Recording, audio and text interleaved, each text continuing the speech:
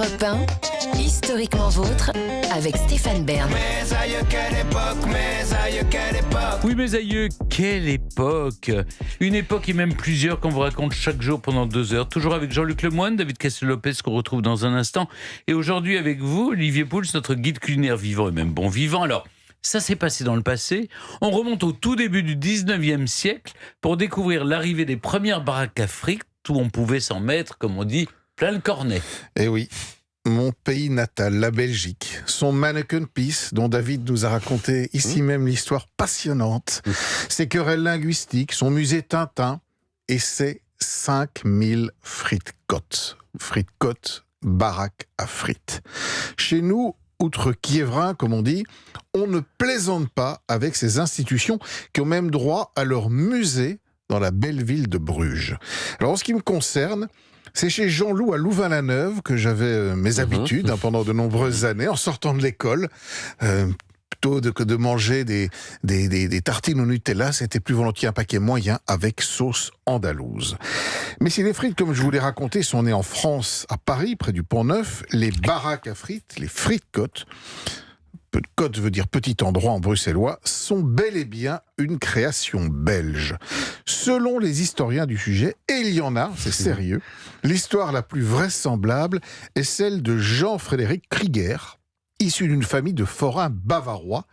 Il a bourlingué un peu partout avant de devenir cuisinier à Paris dans les années 1830. Et c'est là qu'il aurait découvert ces petits morceaux de pommes de terre cuits dans l'huile. Conquis par le produit, il lui vient une idée assez lumineuse, en vendre à la sauvette lors des foires qui sont très populaires à l'époque. Et c'est à Liège, en Belgique, en 1835, qu'il installe pour la première fois son petit stand ambulant sous le nom de Fritz, clin d'œil au produit et à ses origines allemandes. Le succès, dit-on, est phénoménal. Dans la foulée, avec l'aide de son frère, ils équipent une petite roulotte et se mettent à suivre les forains qui se promènent de ville en ville dans le pays.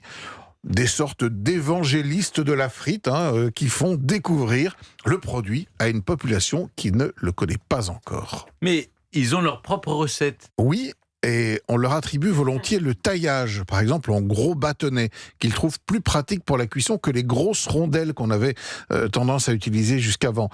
Ils sont inventeurs d'une machine à tailler les pommes de terre frites, machine qui s'est un peu perfectionnée mais qui existe toujours aujourd'hui. Et pour ce qui est de la méthode de cuisson, il semblerait qu'ils utilisaient du beurre clarifié.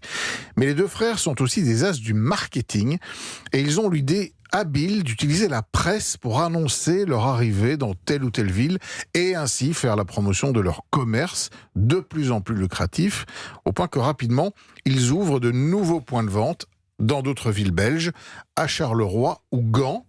À Liège, ils troquent leur petite carriole contre un joli établissement en dur et décoré, Frédéric Fritz. C'était en 1862. Et c'est sa veuve qui continue à s'occuper des affaires, débitant des frites, des gaufres, des beignets. Et dès 1875, une association dont je vous ai aussi déjà parlé et qui va devenir emblématique, les moules frites. La frite a conquis le cœur des Belges et on imagine que l'offre explose alors. C'est le cas, s'inspirant du concept de Fritz. Les baraques à frites se développent à vitesse grand V. La friture Léon s'installe à Bruxelles. Mais la plupart du temps, il s'agit de petites structures ambulantes qui se déplacent de quartier en quartier, les ancêtres des food trucks en quelque sorte.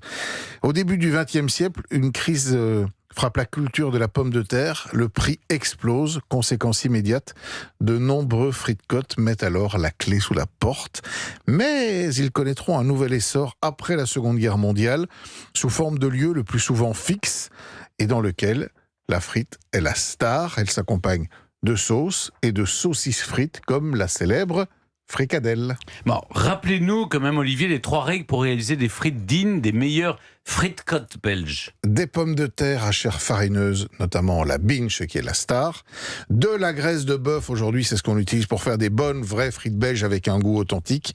Une double cuisson, notée 140 degrés durant 8 minutes et 180 degrés ensuite durant 2 minutes avec un large temps de repos entre les deux.